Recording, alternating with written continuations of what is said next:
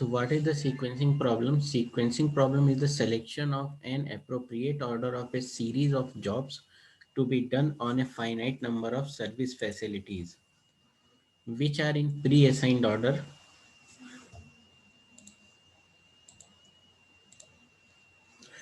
Let there be n jobs, each of which have to be performed one at a time over m different machines. That is, there are n jobs which each of which is to be processed through m machines. The order of machines are known and the time required by the jobs to perform over machines are also known. The number of possible sequence for jobs to be performed will be factorial n to the power m. For n jobs to be performed over m machines, there will be possible orders are factorial n.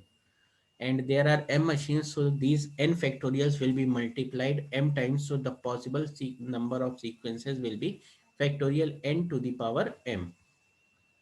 The sequencing problem is to find the optimum sequence of jobs which minimizes the total elapsed time. That means we have factorial n to the power m different sequence, and from these n factorial n to the power m sequence we have to find one sequence which minimizes the total elapsed time. For example, if there would be 5 machines, each of which is to be performed over 3 machines, then there will be a number of possible sequences will be 17 lakh 28,000, and among these 17 lakh 28,000 possible sequence, we have to select only one which minimizes the total elapsed time.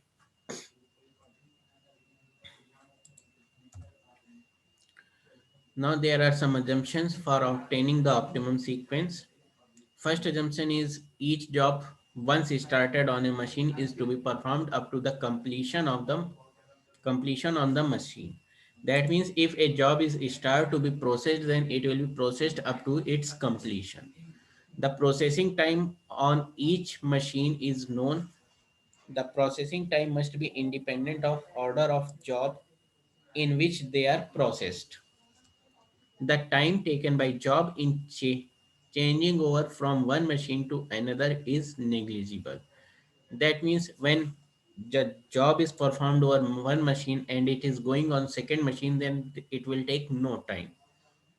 A job starts on machine as soon as the job and the machine both are idle, and job is next to the machine and machine is next for the job. No machine can process more than one job simultaneously. The fourth assumption can be explained as if a job is started on a machine and it will be completed, but next machine is processing another job, then job will remain idle. It cannot be started over the machine. When machine would become free, it immediately start the processing of the waiting job. But if the machine is free but job is processed on the a different machine, when job will become free, then that will be processed on machine. During that time machine will remain idle. No machine can process more than one job simultaneously, and the order of completion of job has no significance. That means any job can be performed at any order. The sequencing problem can be classified into three broad categories. First is called as n jobs 2 machine problem. Second is called as n job k machine problem. And third is called as 2 jobs k machines problem. First, we will discuss n jobs 2 machine problem. Let there be n jobs, each of which is to be processed through 2 machines. Let these machines are called as M1 and M2, and the order of processing of job on machine, the order of machines in which they process the job is M1 then M2. A job is assigned to machine M1 first, and after its completion on machine M1, it is assigned to machine M2. If the machine M2 is already performing a job, then the job has to be wait for the machine to become free. that is passing is not allowed. And if machine M2 is processing has processed a previous job and next job in sequence is under process on machine M1, then machine M2 is remain idle till the job would not become free. This time the machine M2 is or machine M1 remain idle is denoted by Xij, and processing time of ith job over jth machine is denoted by Tij. Therefore, we can define the total elapsed time by capital T is equals to summation j goes 1 to n T2j plus summation j goes 1 to n x2j. That is the total processing time consumed by machine M2 and total time remain it idle. That is machine M2 remain idle. Then sum these two quantity that will give total elapsed time. The objective of sequencing problem is to minimize the total elapsed time, and the algorithm used for obtaining the optimum sequence of job is called as Johnson's algorithm. So what is the Johnson's algorithm? In Johnson's algorithm, we use following steps. First step says find the minimum processing time among all the processing times. That is either it is on machine M1 or machine M2, you have to find the minimum processing time. And if the time occur for RS job over machine M1, then job will be placed at first available place, and if it occur for kth job on machine M2, then kth job will be processed in the last available space. Then cross the already sequenced job and repeat step 1 for all the remaining jobs till all jobs are not sequenced. But there is a chance that there should may occur between a tie between minimum processing time obtained for the jobs. So how we decide which job should be placed where is the tie breaking rules are used. If tie occur for kth job on machine M2 and rth job on M1, then rth job is placed on first available place and kth job will be placed at last available place. If tie occur for kth job of kth and rth job on machine M1, that is the tie occur for same machine and two different jobs, then we have find the minimum processing time for among these jobs on machine M2. If the minimum time occur for kth job, then rth job will be placed at first available space and kth job will be placed just after it. Similarly, if tie occur between rth and kth job on machine M2, then minimum processing time for among these jobs is obtained on machine M1. If it occur for kth job, then rth job will be placed at last available place and kth job will be processed just before it.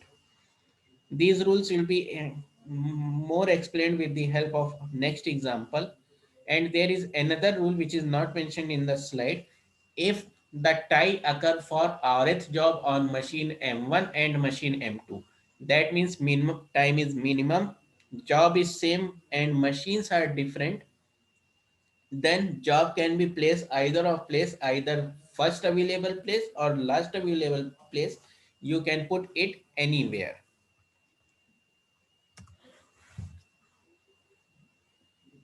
So example, following example shows the processing time of 6 different jobs over 2 machines A and B. We have to obtain the optimal sequence of job as well as idle time for both the machines and total elapsed time. So how we sequence these jobs?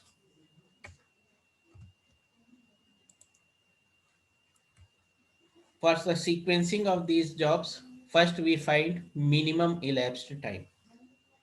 So here you can see among these 12 processing time, sorry, we will find minimum processing time, and among these 12 minimum processing time, the minimum processing time is 1 and it occur for job 1 on machine A.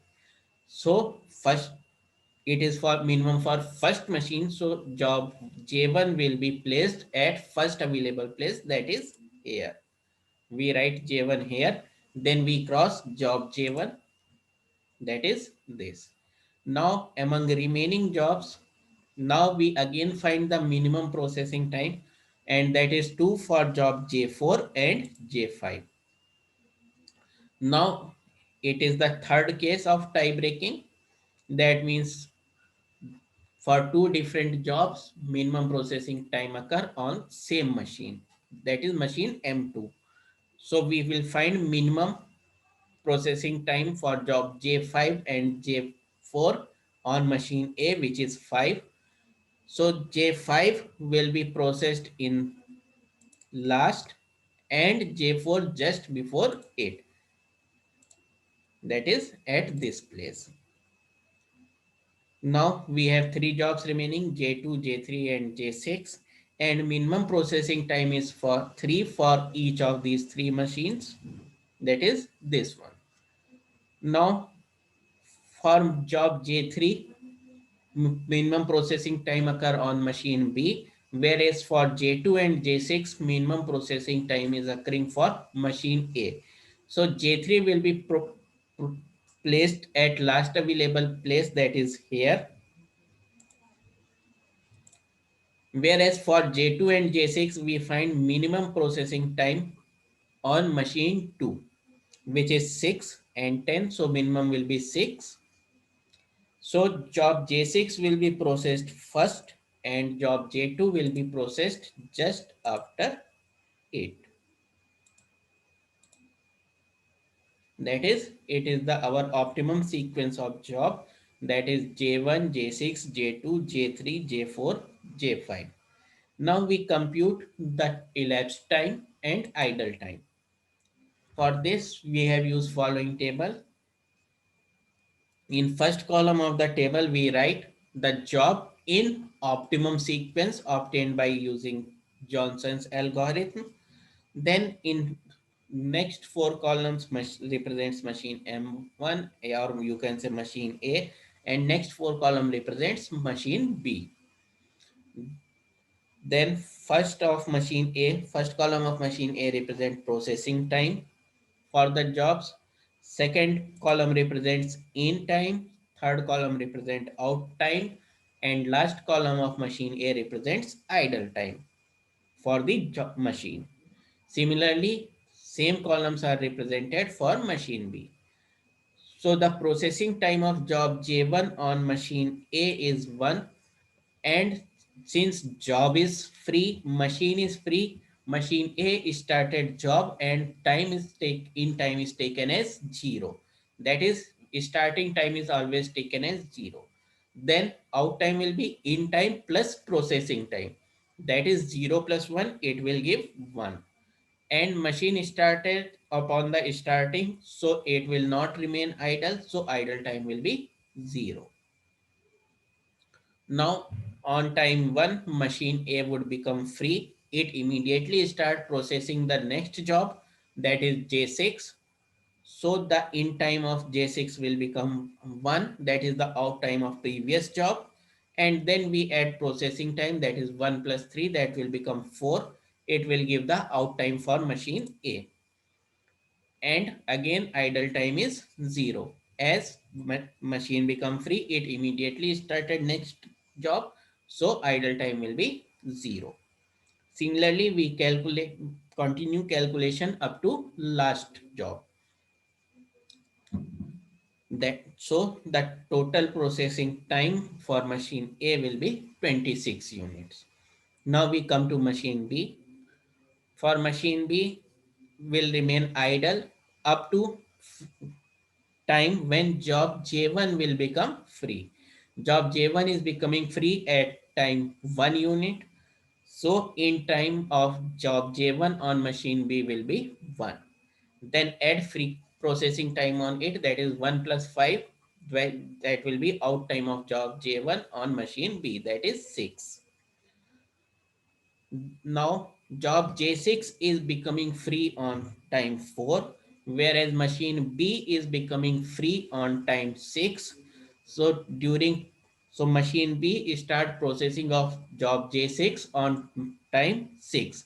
That is maximum of out time for job J6 on first machine, and the time out time of previous job on machine B. That is maximum of 4 and 6. It is 6. So J6 will enter, that is in on machine B at 6, and out will be 6 plus 10, that is 16. And the process is continued till the last job. So the out time of last job on machine B is 29. So we said that total elapsed time is 29 units. The idle time for machine B will be total of these idle times, which is comes out to be 1. So idle time for machine B is 1 unit. And during time 26 to 29, machine A remain idle. So the idle time for machine A will be 29 minus 26, that is 3 units. So in that manner, we calculate the elapsed time and idle time for the process.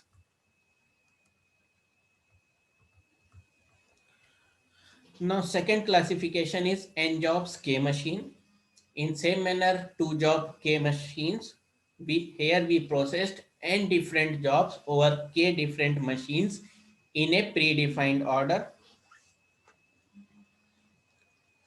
That is, I have taken the order as M1, M2 to MK. That is job, first job will be processed of first on M1, then on M2, then so on machine MK. And that same, that idle time is represented by Xij and processing time is represented by Tij. Now how we solve this problem? So for solving this problem, we convert the problem into two job K machine problem. That is, n job k machine problem is converted into n job 2 machines problem, provided one of the following two conditions is satisfied, that is minimum of t1j is greater than equals to maximum of tij for all I goes 1 to k minus 1. And second condition is minimum of tkj is greater than equals to maximum of tij for all I goes 1 to k minus 1. That means the minimum processing time for first machine should be greater than equals to maximum processing time of second to k minus 1th job.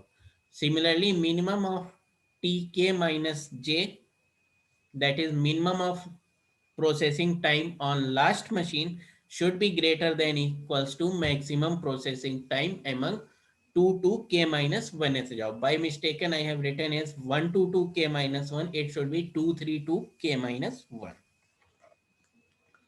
Now the problem can, if one of these two conditions would be satisfied, that means either one condition or condition 2 is satisfied or both the conditions are satisfied, then we convert n job 2 machine problem into two n job 2 machine problem. Sorry, n job k machine problem is converted into n job 2 machine problem. For this, we define two fictitious machine G and H. That is, we can assume two different machines G and H, and processing time on these machines will be defined by Tgj is equals to T1j plus T2j plus so on Tk minus 1j. That is the sum of processing time of job J1 to job just before last job, that is one. If we have k jobs, then just before last will be k minus 1. So processing time of these k minus 1 jobs will be added, and it will define the processing time for machine G. Similarly, from second job to last job, we add the processing time and it will give the processing time for machine H. That is THJ is equals to T2J plus T3J plus so on TKJ. Now we can sequence the job using these two machines and with the help of Johnson's algorithm. For example, I have taken this example where 7 different jobs are to be performed on 3 machines M1, M2 and M3 in the order M1, M2, M3. Here order always matters of machine. So first we find the minimum time for machine M1, minimum processing time for machine M3, and maximum processing time for machine M2. So minimum post processing time for machine M1 is 3, minimum processing time for machine M2 is 5, and maximum processing time for machine M2 is 5. So here we can say that the second condition, that minimum of MTKJ is greater than equals to maximum of T2J. As the minimum processing time for machine 3 and maximum processing time for machine 2 both are 5. So that equal to condition holds, that means condition is satisfied.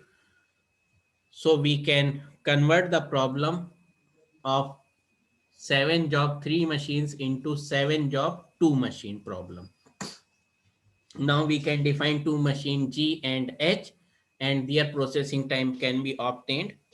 For G machine, the processing time of machine M1 and M2 are added. So for G, first processing time, that is for job A, processing time will be 7. For B, processing time will be 11. For C, it will be 9. For D, it will be 9. For E, it will be 10. For F, it will be 12. And for G, it will be 10.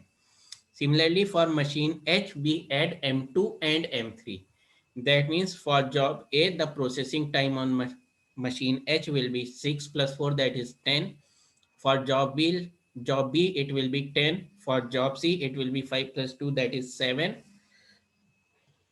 For next job, it will be 11 plus 5, 16. Then for E, it will be 6. Then for F, it will be 10. And for G, it will be 15. That is 12 plus 3. Now using these two machines, G and H, we sequence the job. Now we find the minimum processing time among these, that is occur for job E. So job E will be processed in the last. Now next process minimum processing time is 7. That is for machine A on, sorry, job A on machine G and job C on machine H. So A will be processed in first available place, that is here, and C will be processed just before E, that is at this place. Now we find next minimum time. Next minimum time is 9 for machine, sorry, for job J on machine, sorry, job D on machine G. So D will be placed after A, that is first available place, that is here. Now next minimum time is 10 again for three jobs B, F and G. So G is for job G, it is for machine capital G. So job G will be placed after D. And for B and F, we use tie breaking and find minimum time on machine G, which will give for B, that is 11. So F will be processed at last available place, that is here, and B will be just before it, that is here. So the optimum sequence of job is A, D, G, B, F, C, E.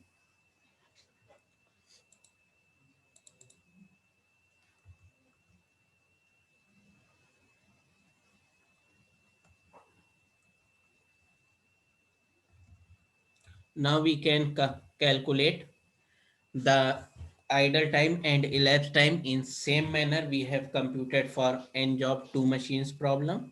I have not mentioned it here. Now we come to the third problem, that is 2 job k machine problem.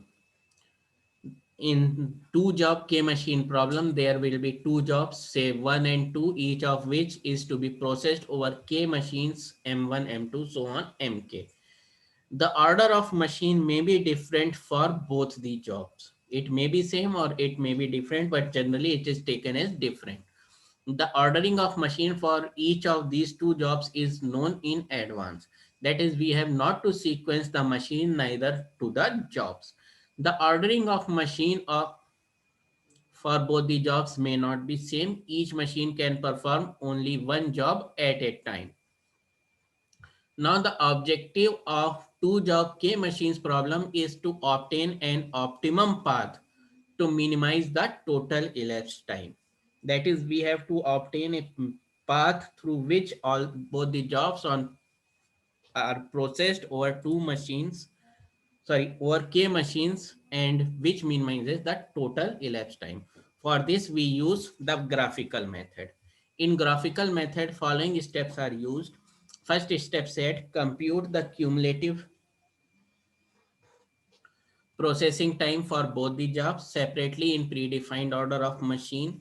Second step says draw the two perpendicular axes representing cumulative processing time for the jobs.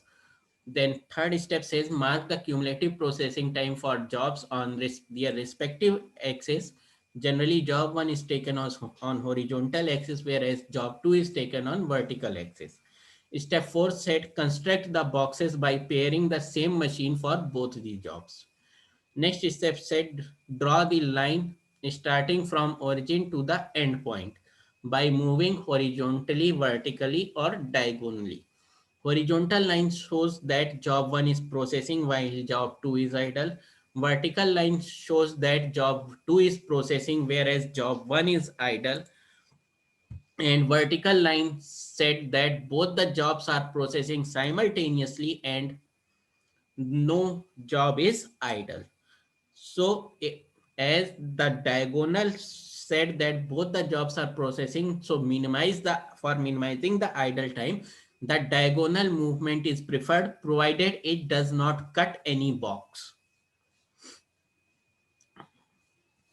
And elapsed time will be processing time of the job plus idle time for the job. For the purpose for explaining the method, I have considered following example where two different jobs, job J1 and J2, and which are processed through five machines, and order for job 1 is A B C D E, and for job 2 the order of machine is B C A D E.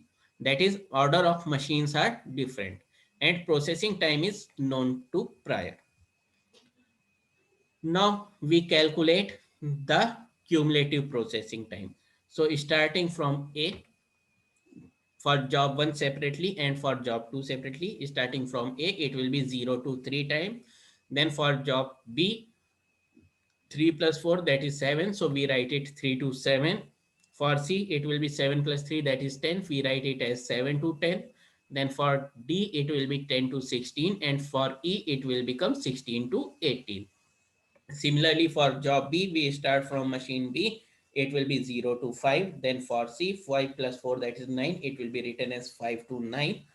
Then for job A, sorry, for machine A, it will become 9 to 12. For D, it will become 12 to 14. And for E, it will become 14 to 20. Now, how we construct the graph?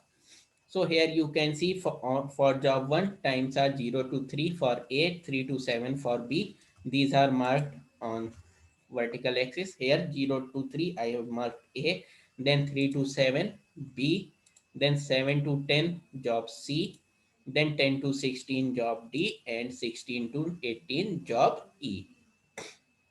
Similarly, on vertical axis we mark the machine B C A D E.